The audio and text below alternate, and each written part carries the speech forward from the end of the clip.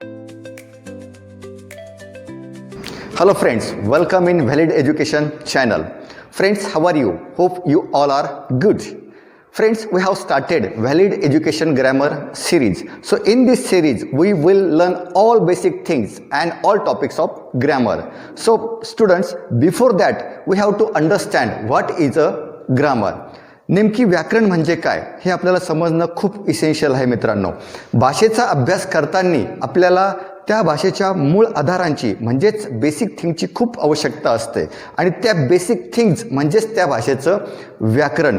व्याकरण हे भाषेच्या शुद्ध लेखनाचं, वाचनाचं किंवा सुसंबंध रचनेचे नियम स्पष्ट करतात. बघूयात, व्हॉट इज अ ग्रामर?